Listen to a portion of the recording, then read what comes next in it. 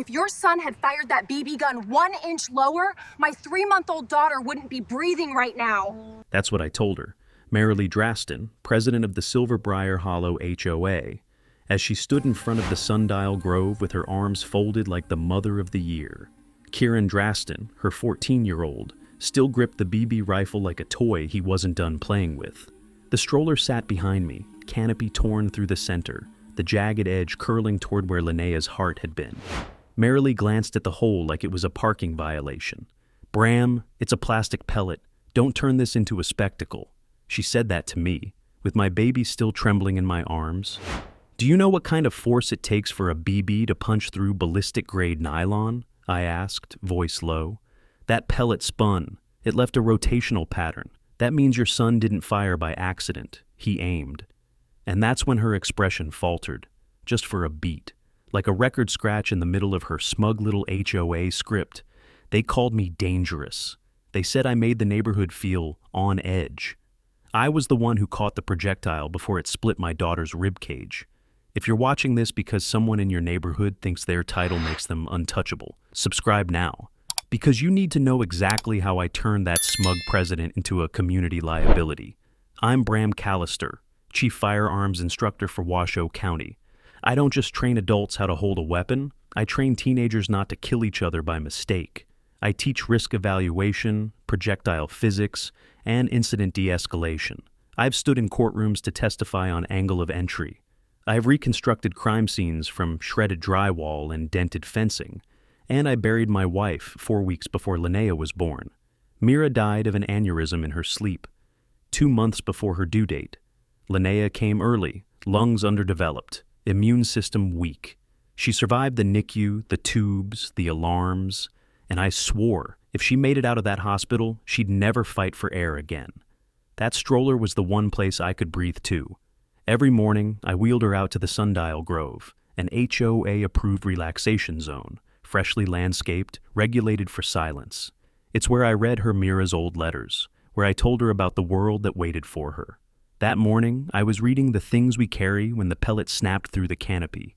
It didn't whistle, it didn't crack, it snapped, like a dry twig hitting bone. My body moved before thought. I pulled Linnea to my chest and scanned for the shooter. Kieran stood 20 feet back, one eye still squinting behind the BB gun sight rail. He didn't flinch, just lowered it slowly, like it was some kind of game. "Are you serious?" I shouted. That's when Marilee came marching across the mulch path like she'd been waiting for her cue. "Mr. Callister, this isn't the time for intimidation. My son is a child." "No," I snapped. "He's a minor, with a weapon. It's a BB gun, not a weapon. I've testified in court on BB injuries more lethal than handguns. Would you like the photos?" She didn't answer. She did what HOA leaders do, deflected. "We'll review it internally. But unless there's property damage, this isn't an actionable concern under Section 8. You don't need Section 8. You need a trauma center if that pellet hit her face." Her eyes flicked to the stroller. The tear in the canopy still fluttered slightly in the breeze. I scooped the pellet from the stroller base. It was warm. That's when I realized something. She wasn't just covering for her son. She was calculating the liability. And I was calculating something else. The financial risk report I was about to file with the HOA's insurer. Marilee didn't know it yet, but this wasn't just about a pellet. It was about negligence. Patterned, protect my own, cover up the truth negligence. It was about what happens when your HOA president lets her son weaponize the illusion of safety. And it was about what someone like me can do when insurance tables turn. Kieran didn't even say sorry. He stood behind his mother, shoulders back like a soldier at parade rest, jaw clenched in forced defiance. No fear, no remorse, just that blank teenage stare that dares you to flinch first. His thumb rested near the safety switch, like he might fire again if he thought no one would stop him. And no one would have. Not in Silverbriar Hollow, because this wasn't the first time something like this happened. Just the first time it hit a baby. The previous week, a neighbor's cat turned up limping. No vet report, no confrontation. Just whispers on the HOA message board about animal control issues. 2 weeks before that, someone's garden window cracked from what was blamed on wind-blown debris. Always just shy of proof. Always just enough doubt for Marilee to skate. I knew the pattern. I've seen it on training grounds, in county briefings, in testimony rooms, minor acts, minor tools, minor consequences until they're not. And in Silverbriar Hollow, Marilee Draston was the final word. She ran the HOA like a CEO without a board. Her word wasn't policy. It was gospel. She wasn't elected by majority. She took over when the previous president stepped down due to health reasons. No one challenged her. They feared the letters more than the fines. My first interaction with her came 3 weeks after I moved in. I'd parked my state-issued firearms training van along the curb while unloading instructional gear, airsoft markers, safety dummies, legal pamphlets.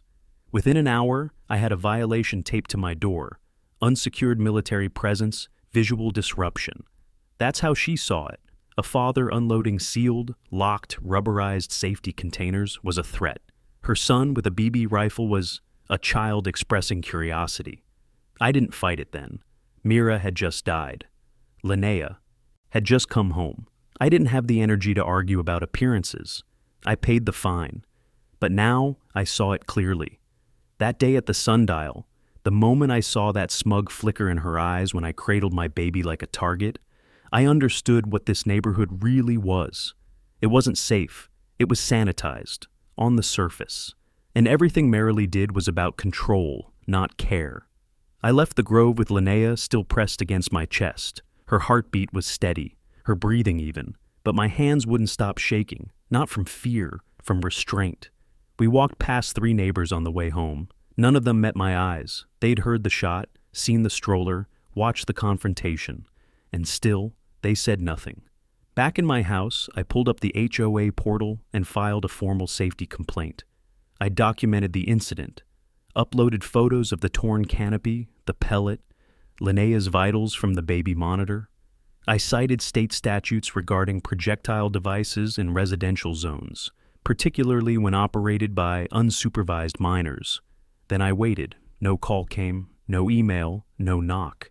Instead, the next morning, I found a pink citation envelope stuck under my windshield wiper. Excessive accusatory behavior creates community distress. Community distress. Apparently, defending your daughter's life now constituted emotional terrorism in Silverbriar Hollow. I called the sheriff's office and reported the incident. Sergeant Vellon was polite, sympathetic even. But when I asked about criminal charges, he sighed. No camera footage, no witness statements, no visible injury. I can file it under logged incident, but without more, there's not much to pursue. I asked about the HOA overriding camera data. HOA cameras aren't subject to municipal retention standards, he said. They can overwrite footage in 24 hours unless subpoenaed earlier. Marilee had waited 26. I hung up and sat in Linnea's nursery, rocking her gently while the sun painted stripes across the wall. I counted every breath, every twitch, every memory Mira would never get to see. And that's when I decided I wasn't going to let this die in silence. They wanted to hide it behind bylaws and buffer zones. I was going to drag it into the light using something they couldn't ignore: money, because even if Marilee didn't care about safety, she cared about liability, and I had the training, the certification, and the credentials to make sure the entire community saw the threat her silence created, starting with their premiums. The next time I saw Halton Breck, he was standing beneath the pavilion outside the community center, tugging at the collar of his shirt like it was suffocating him. He didn't wave. He never did. Halton wasn't the type to show much emotion, but today, his discomfort clung to him like humidity. The HOA meeting was scheduled for 7. He always showed up by 6:45, never spoke unless asked, and never made eye contact longer than a second. But today, he kept glancing at me like he wanted to say something and couldn't. I was there early, too. Linnea was strapped into her carrier on my chest, asleep, her tiny hand curled into my shirt. I wasn't there to speak, not yet. I just wanted to see who else showed up. Who would look Marilee in the face and pretend last week didn't happen? Inside the community center, the chairs were already arranged in their perfect 3x6 grid. HOA banners, ironed flat. Agenda sheets, stacked neatly. Coffee urn bubbling in the corner. A reminder that appearances still mattered more than consequences. Marilee entered at 6:59 on the dot, flanked by Karen, who dragged a chair to the back and slumped down with crossed arms. She smiled, greeted the others by name. None of them mentioned the BB gun. Not once. When she caught sight of me, her smile tightened. I took a seat in the back corner. Ann Halton? He didn't sit with the board. He lingered near the refreshments table, pouring a cup of decaf he didn't drink. That was the first sign. The meeting began with usual procedural nonsense. Trash bin rotation, fence paint violations, a brief update on upcoming landscaping vendor bids, not a single word about the safety complaint I'd filed, not a reference to the projectile, or to Linnea, or to anything that would suggest last week even existed. I raised my hand. Marilee looked directly at it, then moved to the next agenda item. That was the second sign. 10 minutes later, Halton shifted in the back. His eyes moved to me, then to Marilee, then back again. I recognized the pattern. It wasn't hesitation. It was guilt, controlled, measured, practiced. He knew something. Maybe it was the footage. Maybe it was an old complaint. But the way his fingers drummed against the side of his coffee cup, rhythmic, mechanical, as if calculating risk, told me he'd been sitting on something long before the pellet snapped through Linnea's canopy. I stayed after the meeting ended. Most people filed out quickly. HOA members always seem to have other places to be after pretending their power isn't personal. Halton lingered. When the last neighbor left, I approached the refreshments table. He didn't move. "You saw the footage," I said quietly. He didn't respond. "I know Marilee delayed the report until the overwrite window passed. You do too." Still nothing. But his knuckles had gone pale against the paper cup.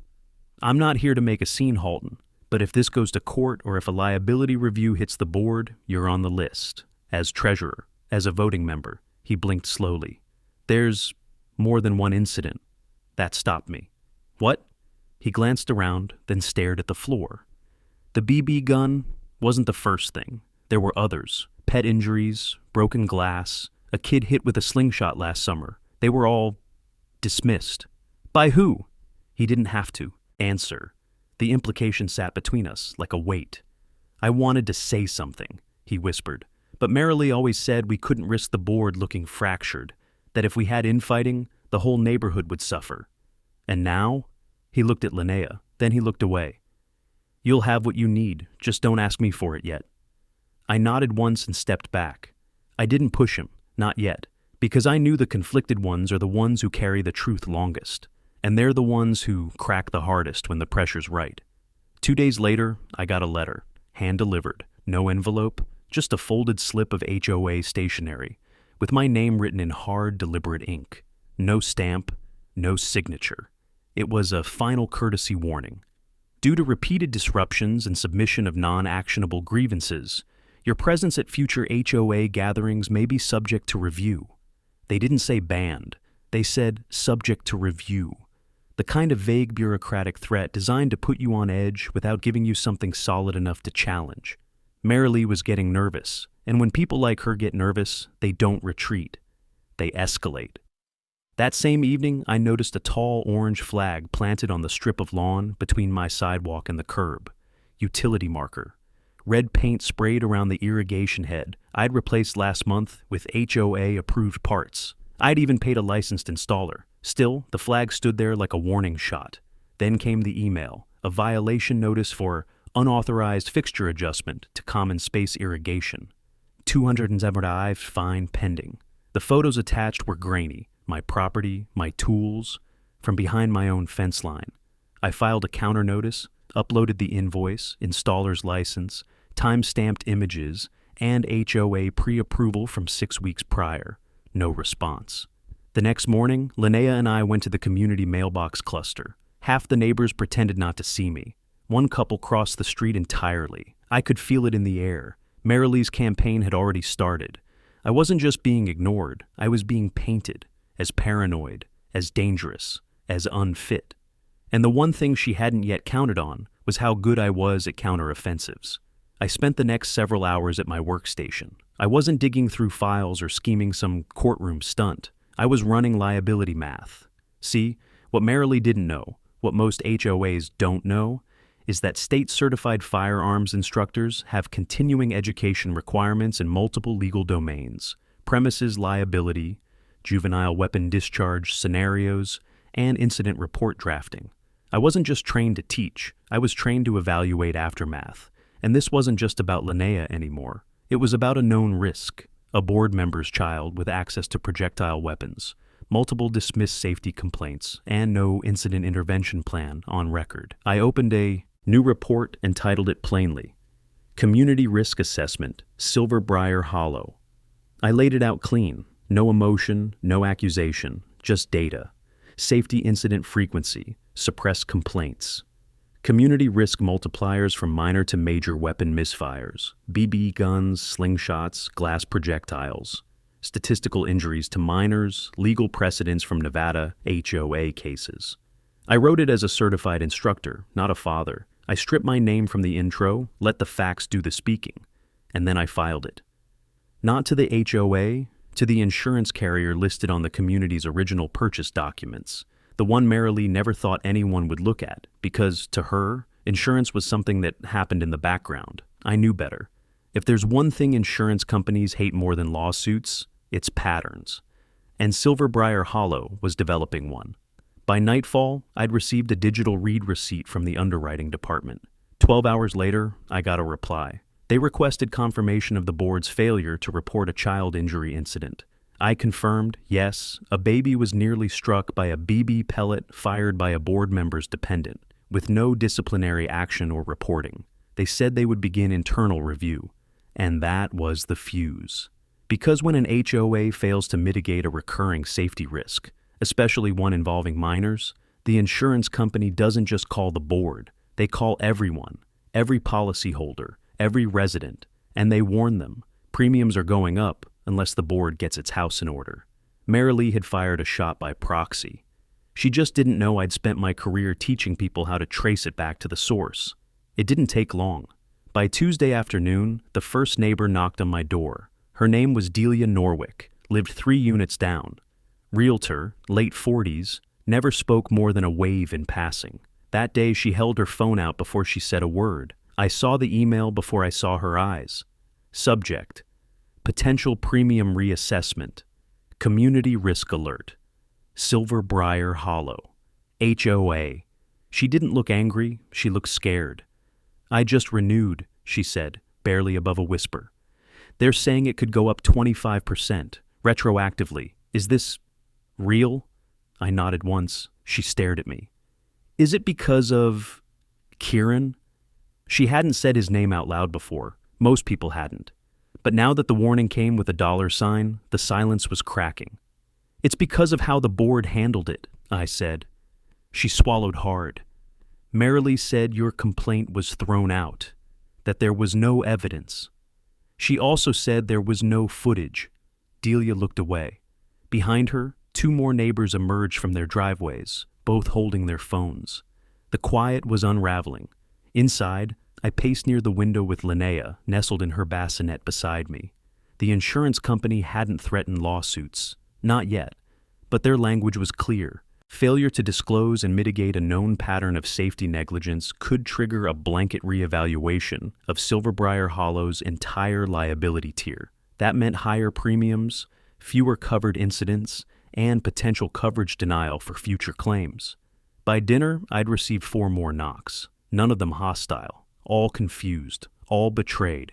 One neighbor, Mr. Vardis, who served on the board 2 years ago, told me, "We asked her to file that first pet incident with the insurer. She said it was handled, said it didn't reach threshold." How many incidents were there? 4 at least, maybe more. She kept it quiet. I thanked him. He shook his head like a man who just realized his name might be attached to something rotten. That night, I checked the HOA member directory. No new notices, no announcements, just silence. But by morning, the silence was broken. Someone taped a letter to my door, not printed, handwritten, precise. "You're not helping anyone. You're bringing our values down. Your daughter isn't the only child who lives here." No signature. I didn't show it to the sheriff. I didn't post it. I just added it to my file. Because there's a difference between threats and evidence. And I was collecting the latter. By midday, I saw Halton again. He wasn't in the pavilion this time. He was walking toward my driveway, tie loose. A man who looked like he hadn't slept. He didn't wait for an invitation. "I've got it," he said. "Got what?" He held out a flash drive. Board emails, internal messages, the original complaint files from the other parents. She deleted the public records but didn't wipe the archive. "I have everything, time-stamped." I took it. "Why now?" "Because the neighbors are knocking on my door. Because I have grandkids, and I don't want them visiting a place where a kid with a rifle gets defended with a shrug." I looked him in the eye. "You sure you want to be the one who turns this over?" Halton nodded. "Marilee thinks we're all afraid of her. But she's afraid of something bigger. Money, exposure. You lit the match. Let me hand you the kerosene." He left without another word. I plugged the drive in that evening. Emails from parents reporting Karen throwing stones at moving bikes. A girl who needed stitches after accidentally falling near the Draston yard. Notes from board meetings where Marilee personally struck complaints from the record. A message Halton sent 2 months ago, urging a formal conversation about youth behavioral risk. Ignored. There was no accident. There was no misunderstanding. This wasn't about a single BB gun pellet. It was a cover-up. And now I had the paper trail. The first thing I did was make 3 encrypted backups of the flash drive, cloud, external, and printout. Not because I was paranoid, because I'd worked enough training cases to know that when power feels cornered, it turns desperate. By Friday morning, the emails had made their way to the insurer. I didn't send them directly. Halton did. From his personal account, time-stamped with a short but clear statement, "I can no longer ethically remain silent." That changed everything. The insurance response was swift, too swift for comfort. A formal audit was initiated. Residents began receiving notifications about upcoming interviews, with policy reviews to follow. I watched from my porch as neighbors pulled out folders, sat down with agents at their dining room tables, and finally started asking the right questions. But Marilee hadn't moved. No announcement, no apology, no acknowledgement. She was digging in. That night, Linnea couldn't sleep. She was fussy, like she could sense something rising in the air. I held her close, walking slow circles around the living room as the sound of wind carried across the neighborhood like a warning. Then, the motion light on my porch flicked on. I stepped to the window and pulled the curtain just enough to see.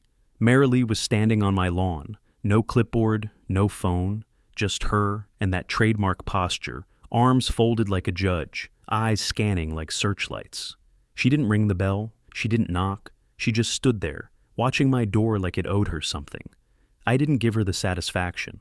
Instead, I turned and walked deeper into the house, not bothering to hide my shadow behind the curtain. I wanted her to know I saw her, that I wasn't afraid. The next morning, a new violation notice showed up in my email. Security lighting causing light pollution, potential disturbance to community sleep cycles. That's when it hit me. She wasn't just retaliating. She was trying to build a case. She knew the audit was real now, that the community was waking up. So she needed a paper trail, something she could present as ongoing behavioral disruption, to justify removing me before her own credibility collapsed. So, I documented everything, every letter, every violation, every minute Linnea cried after a knock at the door, every strange car that idled across the street too long. I cataloged timestamps, archived communications, filed complaints of my own, because if she wanted a trail, I'd give her one, just not the one she thought she'd control. I wasn't just fighting back. I was laying bricks, pattern, motive, retaliation. It wasn't hard to build when the evidence kept delivering itself to my doorstep. That afternoon, I took Linnea back to the Sundial Grove. It was quiet, mostly empty. A couple kids on bikes rode past without stopping. One mom pushed a stroller with her head down. Nobody greeted me, but nobody turned away either. I sat on the bench, the same one where the pellet had pierced through the canopy. I'd replaced it, but the old one still sat in the garage. I couldn't bring myself to throw it away. Not yet. Linnea slept soundly in the new stroller, wrapped in Mira's blanket. I stared at the trees and listened. This place was supposed to be healing. It was supposed to be quiet. Instead, it had become a theater for silence, weaponized by power.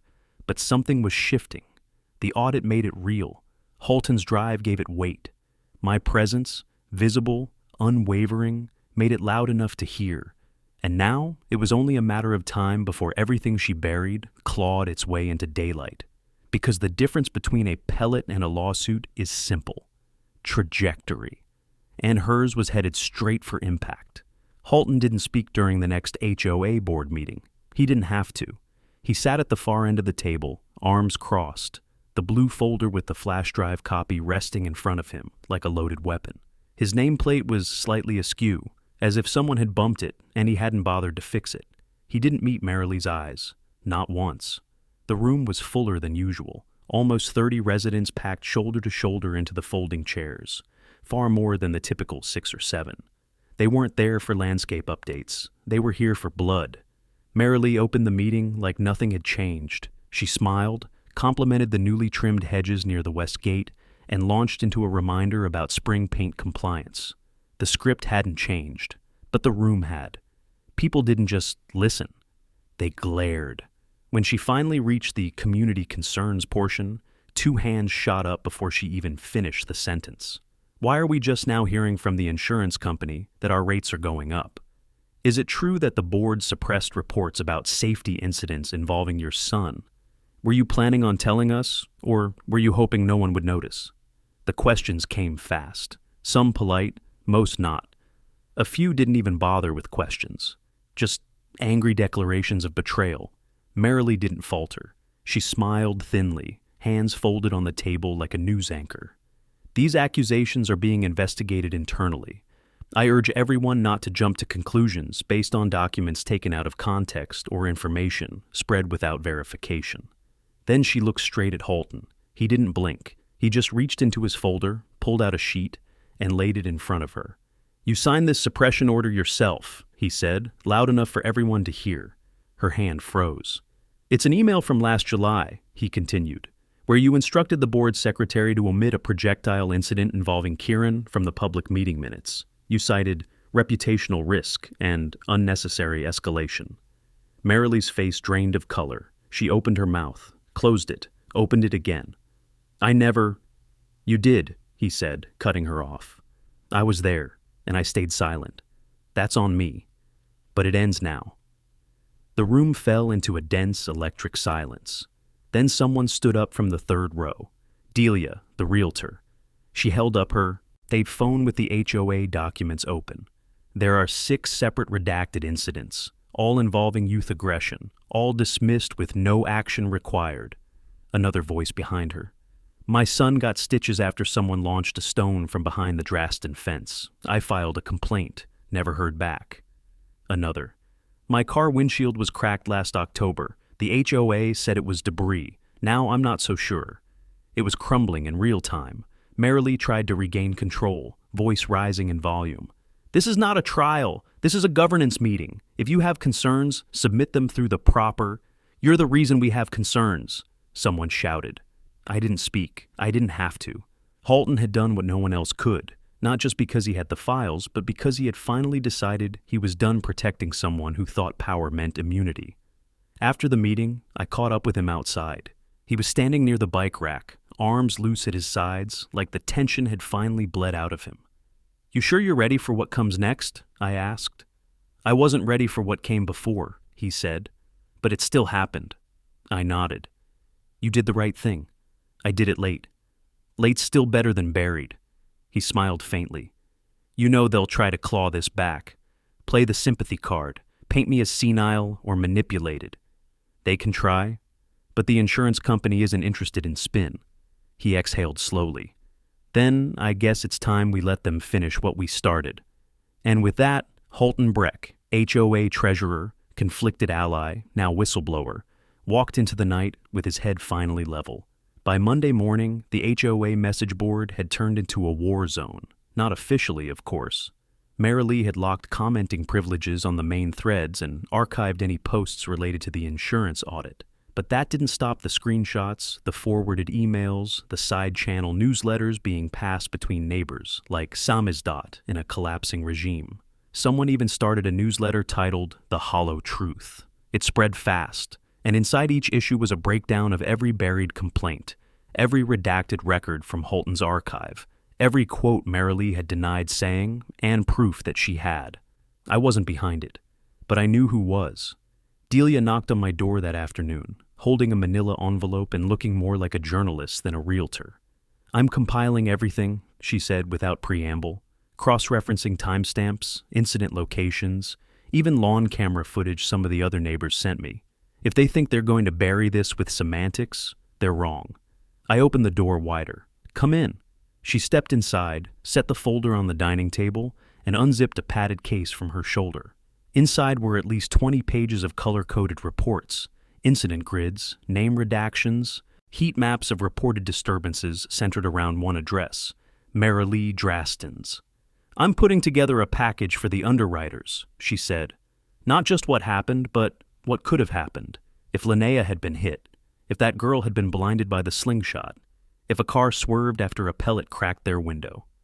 "You're building a liability forecast," I said. She nodded. "I work with insurers when homes go on the market. I know how they assess risk, but they've never had this much raw data handed to them on a silver platter." "Why are you doing this?" I asked. "You're not on the board.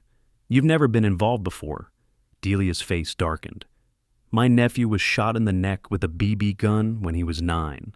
Lost partial vision in one eye. They said it was an accident, that the other kid didn't know better. No one ever paid for it." I nodded. That was all the answer I needed. Together, we scanned the files, comparing data from Halton's drive with the new submissions Delia had gathered. One neighbor even included a typed statement from last year, never officially acknowledged, reporting that Karen had been seen chasing toddlers near the park with a slingshot. It had been handled internally. I recognized the language. It was Marilee's signature tactic. Delia leaned over the table. "I've built a complete risk dossier. When it's finished, I'll send it to every single insurer listed on policies in this community. Every resident, every mortgage lender that backs a property in Hollow." I watched Linnea sleeping in her bassinet by the window. "Good," I said. But something was still missing.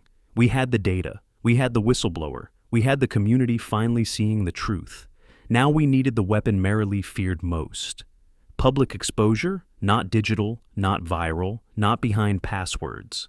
I opened my laptop and began drafting a presentation, not for the board, not for the insurer, for the residents, for the people who had been manipulated into thinking compliance meant safety. I pulled footage from my own cameras, the stroller, the impact point. I added overlays with trajectory angles, calculated force, and what the pellet would have done if Linnea had been positioned 2 inches lower. I didn't show her face. I didn't need to. The hole in the canopy said enough. I added excerpts from the redacted reports, quotes from the residents, silent timestamps from ignored calls, the deletion logs Halton had uncovered, all built into a timeline that ended not with accusation, but with this line: "It only takes one more oversight to become a tragedy." The truth wasn't just in the data. It was in the silence that followed every cover-up, and we were about to break it, loudly, clearly, and with receipts. I booked the clubhouse before she could. That was the first victory.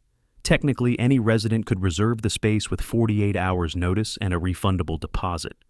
I submitted the form at exactly 7:01 a.m. on Thursday, 1 minute after the HOA office opened. By the time Marilee's assistant tried to block it, the confirmation had already been auto-approved. The event was scheduled for Saturday afternoon. I listed it plainly: Community Safety Forum, Incident Review, and Insurance Status Briefing. I didn't dress it up, didn't use loaded language. I didn't need to. The weight of what we'd uncovered was already whispering through every hedge-lined street in Silverbriar Hollow. I printed flyers, handed them to residents one by one. Delia helped distribute them. Halton handed out a few himself, quietly, with that same exhausted but steady look in his eyes. And none of us were met with resistance anymore, only tight nods and murmured thank yous. The day before the forum, I received another violation notice. This one accused me of unauthorized use of HOA property for personal grievance display. It cited bylaws about non-sanctioned events and alleged potential reputational harm to the community.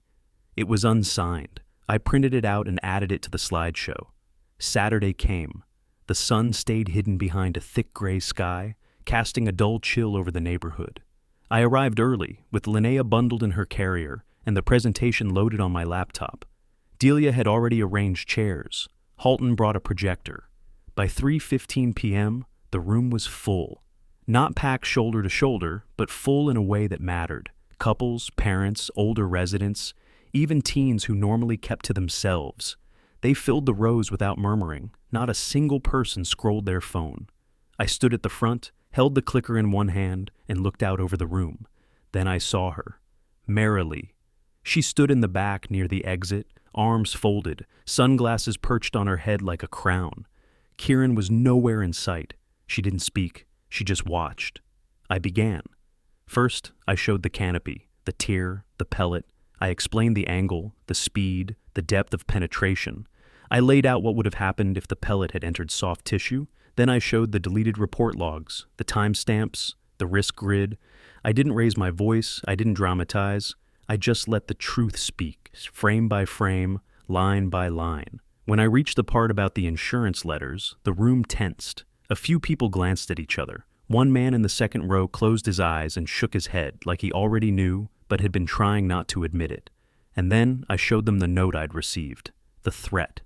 "You're not helping anyone." I left it there on screen for a full 10 seconds. No one spoke. Then I clicked again, revealing a slide that simply read, "What happens next? Audit findings, community vote, board action." I stepped back from the podium. "I'm not asking for pity," I said. "I'm not asking for a mob.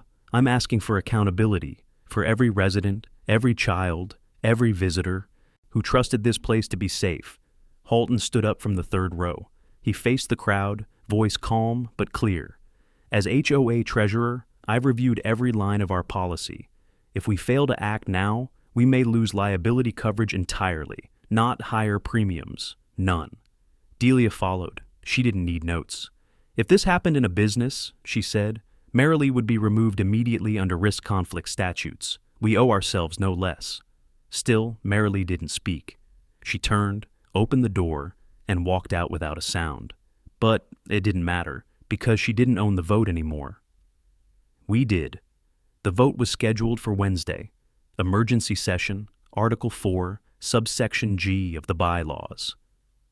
Board members may be removed by special majority vote if they present ongoing liability risk to the community.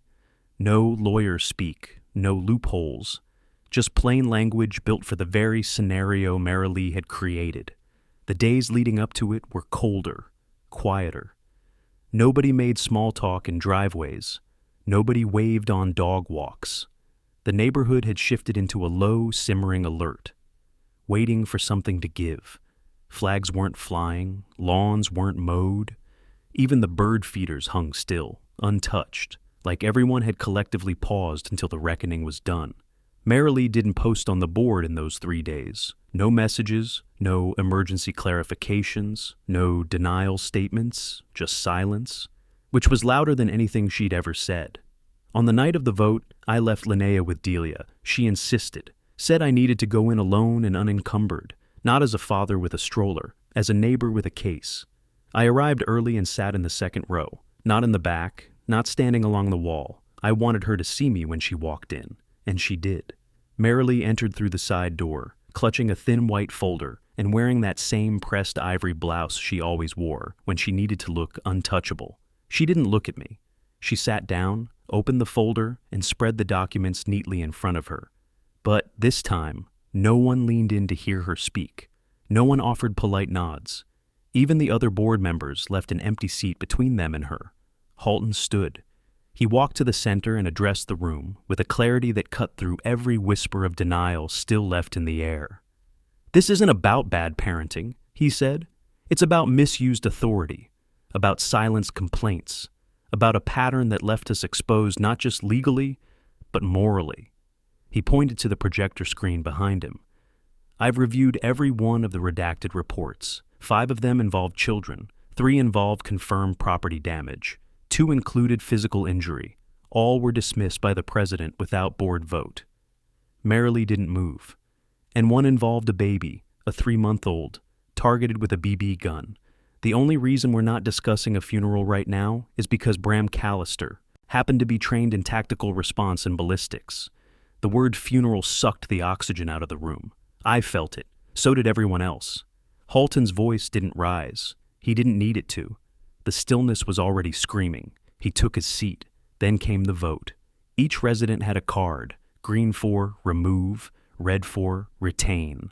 No anonymity, no secret ballots, just visible, undeniable choice. One by one, the cards lifted. Green, green, green. Another, another. I counted 20 before I even looked back at Marilee. She was frozen, hands folded, jaw clenched so tightly the muscle at her temple twitched. 30, 41, 45, only 2 red cards, both from residents who never even made eye contact. The tally was announced, 45 in favor of removal, 2 against. Marilee was officially removed as HOA president, effective immediately. There was no applause, just relief.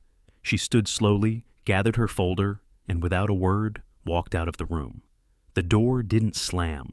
It clicked shut like an ending that had already decided itself days ago. I didn't follow. I didn't need to. This wasn't about vengeance. It wasn't about watching her fall. It was about making sure Linnea never had to grow up in a place where silence was mistaken for peace. I stood, nodded once to Halton, and left. The sky was clear for the first time in days. The trees swayed gently above the clubhouse, no longer whispering warning, and for the first time since the pellet hit that canopy, I finally breathed. The notice went out the next morning. Marilee Draston has been formally removed as HOA Board President under Section 4 IG. The interim board will assume responsibilities until a special election is held. All previous citations issued under her sole authority are suspended pending review. It was signed by the secretary, not Halton, not me, neutral, clean, almost sterile. But it didn't feel sterile in the neighborhood. By noon, the sidewalks were busy again. Neighbors who hadn't made eye contact in weeks now waved with cautious relief. Kids returned to the park in pairs. Even the gardener, who used to turn his back when I passed, gave me a tight, wordless nod as he trimmed a hedge near the east fence. Marilee's house was quiet. The blinds remained closed. Her car hadn't moved from the driveway. Karen was nowhere to be seen. It was as if they'd both been folded into the curtains. But it wasn't over. Not yet.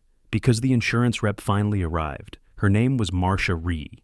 Thin, no nonsense, clipboard in hand, boots meant for walking through lawsuits. She parked in front of the community center and stepped out like she'd been waiting 3 weeks to do it. I met her at the clubhouse steps. Halton joined me a minute later, clutching a folder of printed reports like it weighed twice its actual mass. Marcia nodded politely. Let's be clear, I'm not here to punish anyone. I'm here to make sure this place still qualifies for a policy. She sat at the front table like a judge, notepad open, voice recorder placed between us. We gave her everything, the deleted complaints, the footage reconstructions, the archive messages showing board collusion. Delia even stopped by mid-meeting to hand over a printed timeline showing incident clustering around the Draston property, cross-referenced with suppressed reports. Marcia didn't flinch. She just took notes. Her pen never stopped moving.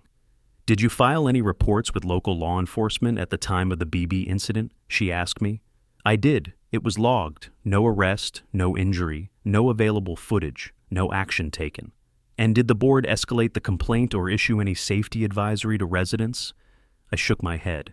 They issued me a citation for distress behavior. Marcia's eyes didn't even blink. She just underlined something on her pad. And the community's response to these findings? Halton spoke up. 45 votes for removal, 2 against. The result was public and final. She finished writing and finally looked up. Then you may have saved your coverage. She stood and packed her clipboard. This wasn't just negligence, it was pattern and concealment. That's when we pull policies. But you handled it, as a community. That matters to us. She left us with one final note. If she tries to retaliate using HOA channels, contact my office directly. That's not just internal corruption, that's exposure. Then she walked out, boots clicking across the tile like punctuation. We stood there for a long moment, silent. Then Halton spoke. We still have to elect someone new. I nodded slowly. Yeah, but not today. Later that evening, I took Linnea back to the Sundial Grove. The bench had been cleaned recently. Someone had oiled the wood. The scratch from the old canopy hook was still there, but it felt smaller now, like a scar that had started to fade. Linnea stared up at the tree canopy, eyes blinking with that strange wonder babies have when the wind rustles the leaves just right.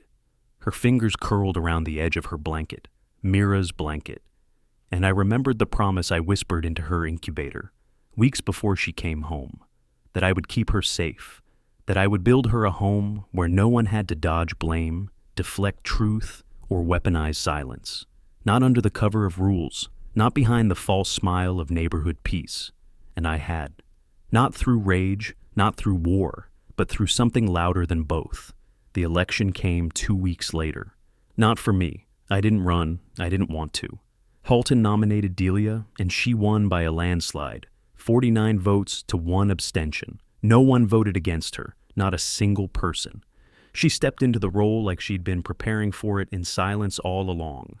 No grand speeches, no promises she couldn't back. Just one sentence at the first meeting. This board exists to protect the people who live here, not the people who hide behind it. That was the first time I heard clapping at a Silverbriar Hollow meeting. The reforms came fast. Complaint visibility protocols, incident tracking with third-party timestamp validation, conflict of interest bylaws strengthened, and most importantly, no more solo decision power for any board member. Everything required a majority now, even the color of the dog waste bins. As for Marilee, she moved out 10 days after the vote. No farewell, no apology, no last-minute PR cleanup. One morning, a rental truck pulled into her driveway. By noon, she was gone. Some said she moved in with her sister. Others claimed she filed a lawsuit, but it vanished before any summons reached anyone's mailbox. Most didn't care. Her absence became its own kind of peace. The canopy from Linnea's old stroller is framed now, hanging above my desk in the office. Not because I want to remember the moment we almost lost everything, but because I want to remember why we didn't. That tear, jagged, dark, perfectly round, isn't a wound anymore. It's a warning, a reminder of what happens when silence is enforced by threat, when power goes unchecked because people are too polite to say no. It's why I still walk Linnea to the Sundial Grove every morning, why I nod to the neighbors who used to look away, why I still carry the risk report on my phone, just in case someone forgets how fast things can unravel. Because safety isn't a gate code. It's not a trimmed lawn or a polite newsletter. It's what we protect when no one else is watching. Linnea's almost 6 months old now. She babbles when the wind stirs the leaves. She kicks when the stroller bumps over the sidewalk cracks. She laughs when I whistle the same song Mira used to sing into her belly. The community still isn't perfect. It never will be. But it's watching now, listening, learning. Sometimes I pass the neighbors who once stayed silent, and they stop. They ask how Linnea's doing. They ask if I've seen the new proposal about the park fence. They ask if I think we're doing enough, and I tell them the truth. We are now. If this story hit you in the gut, if you've ever felt powerless in the face of someone hiding behind rules, subscribe now. Not for drama, but for the roadmap. Because one day, it won't be a BB gun or a backyard fence or a playground argument. It'll be something bigger, and when it is, you'll remember this. You don't need a badge to protect your family. You just need the truth and the spine to show it.